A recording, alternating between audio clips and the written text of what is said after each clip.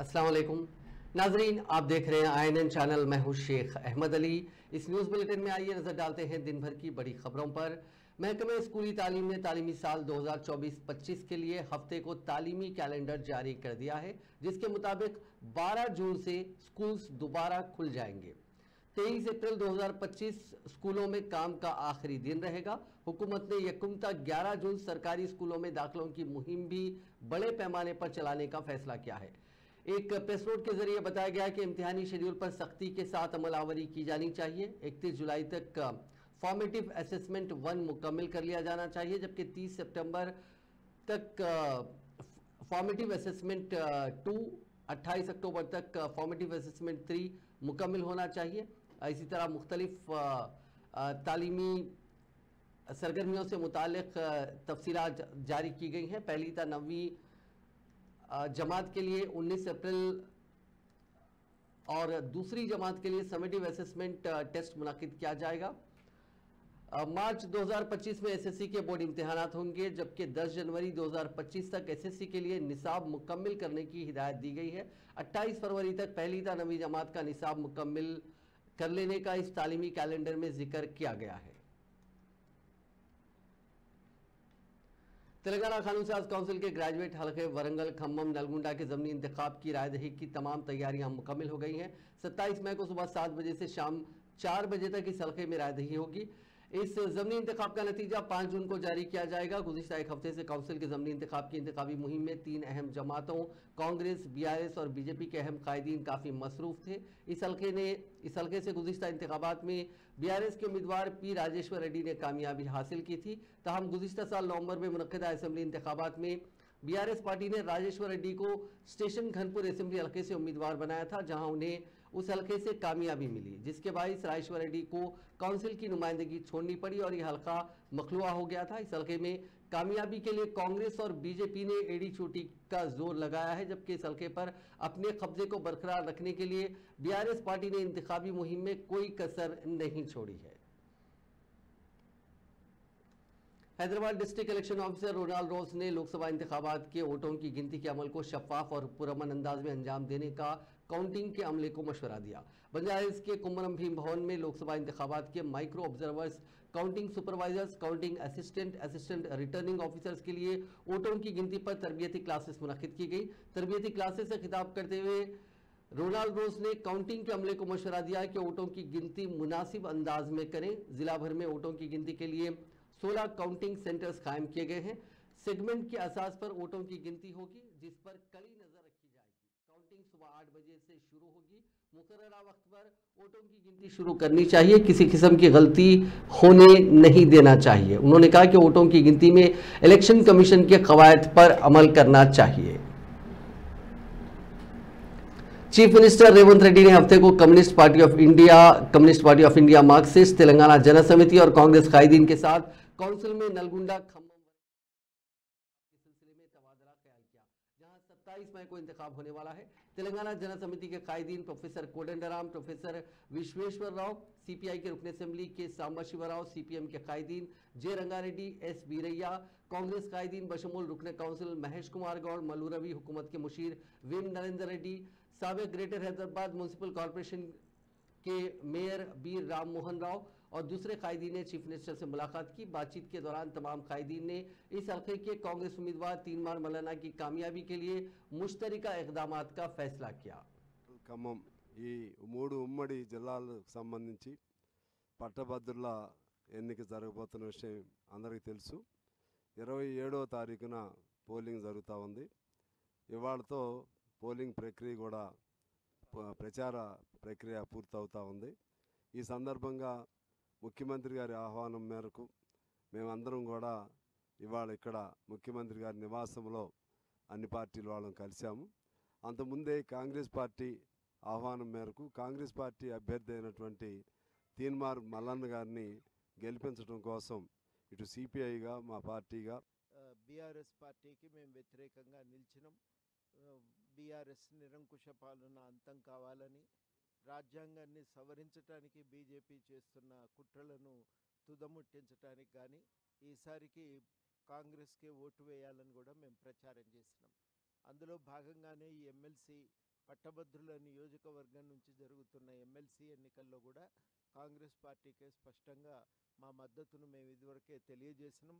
కింద మా పార్టీ సభ్యులు కూడా వారికి కాంగ్రెస్కు అభ్యర్థికి ప్రచారం చేస్తున్నారు. తీన్మార్ మల్లన్నకు कांग्रेस वज़ीर आबपाशी व सिविल सप्लाईज कैप्टन उत्तम कुमार रेड्डी ने हफ्ते को कहा कि रियासती हुकूमत का अहम मकसद यह है कि हैदराबाद को आलमी सरमायाकारी के नामवर मरकज़ में तब्दील किया जाए। मियाँपुर के नारायण गार्डन्स में अंग्रेजी रोजनामे की जानिब से एहतमाम करदा वेस्ट हैदराबाद प्रॉपर्टी एक्सपो 2024 का इफ्तिताह करने के बाद मुखातिब करते हुए उत्तम कुमार रेड्डी ने शहर में मुख्तलिफ ज़मरों में तेज़ रफ्तार तरक्की के हवाले भी दिए और तयक़ुन दिया कि रियल स्टेट शोबे की मज़ीद तरक्की के लिए हुकूमत हर मुमकिना मदद करेगी। उन्होंने तवक्को जाहिर की कि इस किस्म के रियासती एक्सपो से कई बिल्डर्स कस्टमर्स को राग़िब करने में कामयाब रहेंगे। उन्होंने कहा कि हैदराबाद बेहतरीन इंफ्रास्ट्रक्चर, मुतदिल मौसम और मिली जुली तहजीब के अलावा हुनरमंद अफरादी क़ुव्वत के साथ आलमी मियार की तरक्की कर रहा है। उन्होंने कहा कि हुकूमत तेलंगाना बिल्डिंग एंड कंस्ट्रक्शन सनत की मदद जारी रखेगी, जिसके नतीजे में रियल स्टेट शोबे में मज़ीद जामे तरक्की देखी जा सकती है। రాష్ట్ర ప్రెస్ క్లబ్ వారు మన విద్యుత్ విషయంలో క్లీన్ ఎనర్జీ వైపు మనం ట్రాన్సిట్ కావాలి, కోల్ బేస్డ్ పవర్ నుంచి ఇతర ఎన్వైరన్మెంట్ ఫ్రెండ్లీ ఎనర్జీ సోర్సెస్ కి గ్రాడ్యువల్ గా మారాలి అని చెప్పి ప్రెస్ క్లబ్ వారు ఈ యొక్క వర్క్ షాప్ ఏర్పాటు చేయడం జరిగింది. ప్రెస్ క్లబ్ వారిని రవికాంత్ గారిని నేను అప్రిషియేట్ చేస్తున్నాను. ఒకటి, మా ప్రభుత్వం తెలంగాణ రాష్ట్రంలో అన్ని రంగాలకి, వ్యవసాయం, గృహాలకి, డొమెస్టిక్ సెక్టర్కి, పరిశ్రమలకి 24 గంటల కరెంట్ ఇవ్వడానికి కట్టుబడి ఉన్నాము. కట్టుబడి ఉంటూ ఏ విధంగా కోల్ బేస్డ్ పవర్ ఏదైతే కొద్దిగా ఎక్కువ పొల్యూషన్ క్రియేట్ చేస్తుందో ఈ సమావేశం. तेलंगाना कांग्रेस के senior leader doctor Mallu Ravi ने chief electoral officer Vikas Raj को एक मकतूब रवाना करते हुए कारगुजार सदर बीआरएस व रुकन असेंबली केटी रामाराव के खिलाफ सख्त कार्रवाई का मुतालबा किया, जिन्हें वरंगल, नलगुंडा, खम्मम ग्रेजुएट हल्के के काउंसिल के ज़मीनी इंतखाब में कांग्रेस उम्मीदवार तीनमार मल्लना के खिलाफ गैर ज़रूरी और अहानत आमेज़ रिमार्क्स किए हैं। मल्लू रवि ने चीफ इलेक्टोरल ऑफिसर को मौसूमा मकतूब में कहा कि 24 मई को चोटुपल में बीआरएस के मुनक़िदा इजलास के दौरान केटीआर ने तीनमार मल्लना उर्फ सी नवीन कुमार के खिलाफ अहानत आमेज़ रिमार्क्स किए। उन्होंने ये कहते हुए कांग्रेस उम्मीदवार की अहानत की कि इस हल्के के बीआरएस उम्मीदवार राकेश रेड्डी ने बिट्स पिलानी से तालीम हासिल की और वो गोल्ड मेडल याफ्ता हैं, जबकि तीनमार मल्लना मुख्तलिफ मुकदमात में जेल जा चुके हैं। कांग्रेस लीडर ने कहा कि इस हल्के के कांग्रेस उम्मीदवार इंतहाई तालीम याफ्ता हैं, जिन्होंने काकतिया यूनिवर्सिटी से डिग्री हासिल की और जामिया उस्मानिया से सहाफ़त में पोस्ट ग्रेजुएशन मुकम्मल किया। JNTU से उन्होंने MBA की तकमील भी की। मल्लू रवि ने कहा कि कारगुजार सदर बीआरएस के रिमार्क्स इंतखाबी ज़ाब्ता अखलाक की खिलाफ वर्जी में आते हैं और उन्होंने एक उम्मीदवार के खिलाफ इंतहाई नाज़ेबा अल्फाज का इस्तेमाल किया।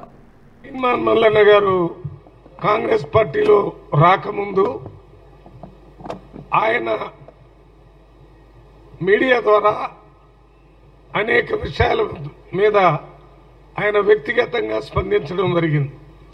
రేపు కాంగ్రెస్ పార్టీ తరఫున ఎమ్మెల్సీగా గెలిచిన తర్వాత తీన్మార్ మల్లన్న గారు కాంగ్రెస్ పార్టీ భావజాలాన్ని ఎఫెక్టివ్గా రాష్ట్ర ప్రజలందరి తరఫున తెలియజేస్తాననేటటువంటి ఆలోచనతోనే తీన్మార్ మల్లన్న గారు కాంగ్రెస్ పార్టీలో చేరారు. అందువల్లనే ముఖ్యమంత్రి గారు కూడా గుర్తించి వారికి కాంగ్రెస్ పార్టీ టికెట్ ఇవ్వడం జరిగింది.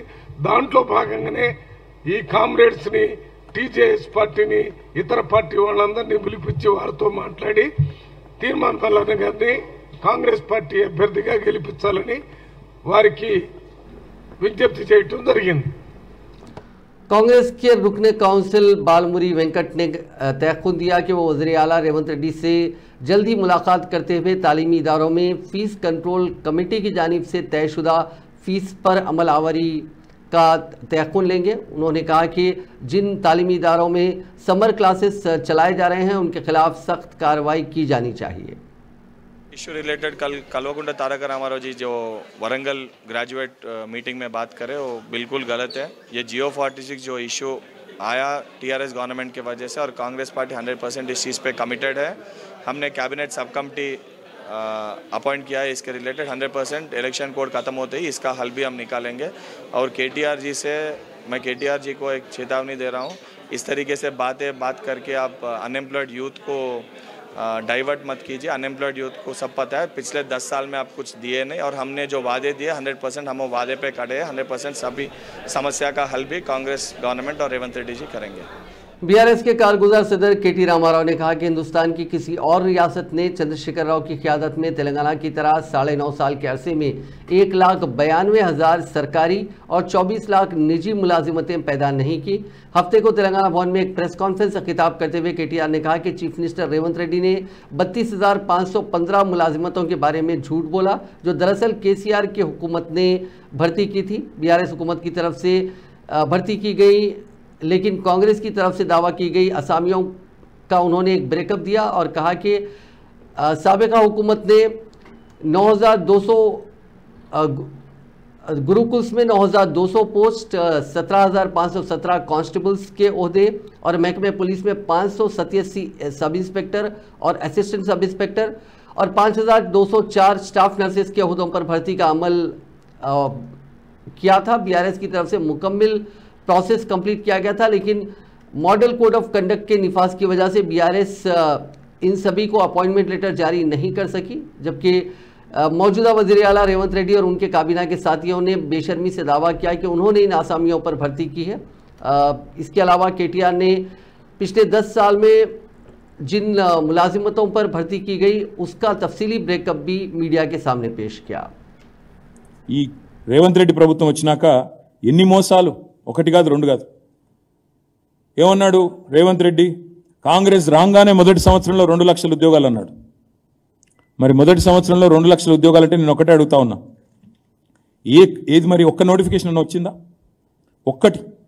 గతంలో మేమిచ్చిన 2 నోటిఫికేషన్లు, ఒకటేమో మేము గ్రూప్ 1 నోటిఫికేషన్ ఇచ్చినాం. ఇస్తే ఎంత గొప్పవాడు ఈ ప్రభుత్వం, ఈ రేవంత్ రెడ్డి అంటే, ఈ కాంగ్రెస్ ప్రభుత్వం ఎంత గొప్పదంటే, ఆనాడు మేము 503 పోస్టులతో గ్రూప్ 1 నోటిఫికేషన్ ఇచ్చినాం. ఇస్తే దాన్ని రద్దు చేసిండు రాగానే. మేము పోనీ ఇంకొక 2,000 పోస్టులు లేకపోతే ఇంకో 500 పోస్టులు యాడ్ చేస్తాడేమో అనుకున్నాం.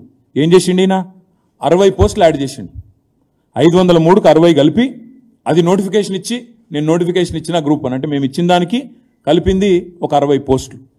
రెండోది, బీఆర్ఎస్ ప్రభుత్వం ఉన్నప్పుడు మేము ఆల్రెడీ డిఎస్సి ద్వారా 20,000 పైచిలకు రిక్రూట్మెంట్, 28,534 పోస్టులు మేము రిక్రూట్మెంట్ చేసినాం. ఈయనప్పుడు లొలిపెట్టిండు రేవంత్ రెడ్డి. ఏమన్నాడు? మెగా డిఎస్సి వేస్తా. మొదటి క్యాబినెట్లోనే మెగా డిఎస్సి 50,000 टीचर पोस्టులు ఖాళీ ఉన్నాయి.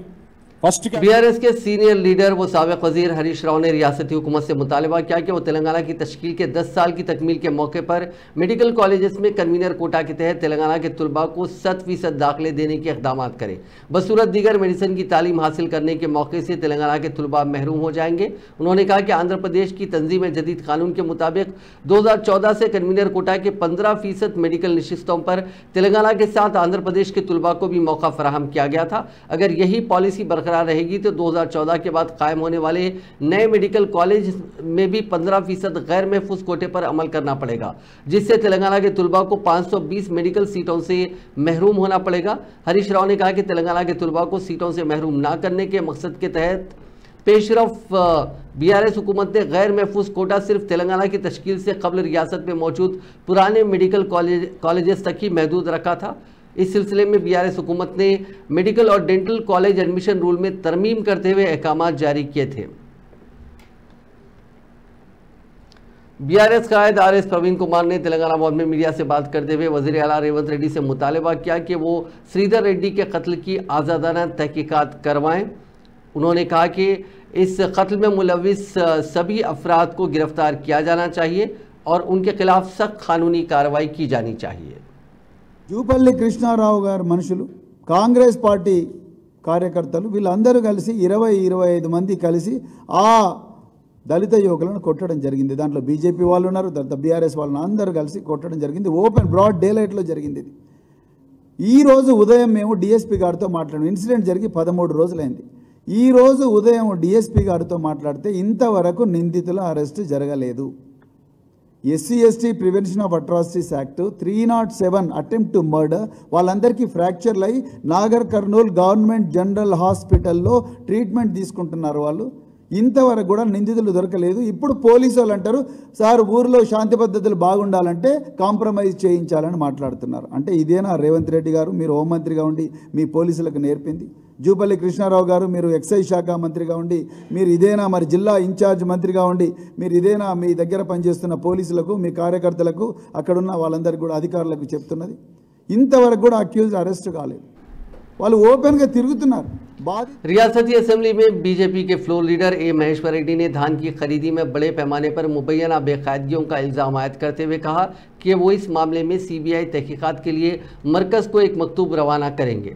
हफ्ते को मीडिया के नुमाइंदों से बात करते हुए महेश्वर रेड्डी ने कहा कि वो वज़ीर-ए-आज़म नरेंद्र मोदी और मरकजी वज़ीर दाखिला अमित शाह को एक मकतूब रवाना करते हुए धान की खरीदी के मामले में मुबैना बेकायदगियों की सीबीआई तहकीकात का हुक्म देने की ख्वाहिश करेंगे और वो इस सिलसिले में चीफ मिनिस्टर रेवंत रेड्डी की मुबैना बेकायदगियों की तफसीलात भी रवाना करेंगे।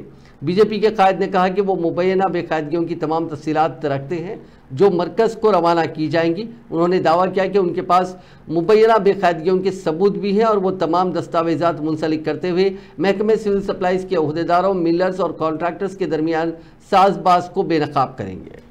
మరి ఒకవైపు సన్న బియ్యంలో జరిగినటువంటి అమ్మకంలో జరిగినటువంటి వ్యత్యాసం కానీ కొనుగోలులో జరిగినటువంటి వ్యత్యాసం కానీ మిల్లింగ్లో జరుగుతున్నటువంటి అంశాలు కానీ రీసైక్లింగ్లో జరుగుతున్నటువంటి అంశాలు కానీ ఇవన్నీ కూడా మాట్లాడకుండా లీగల్ యాక్షన్ తీసుకుంటామని ఒకరు, పోలీస్ కేసు పెడతామని ఒకరు.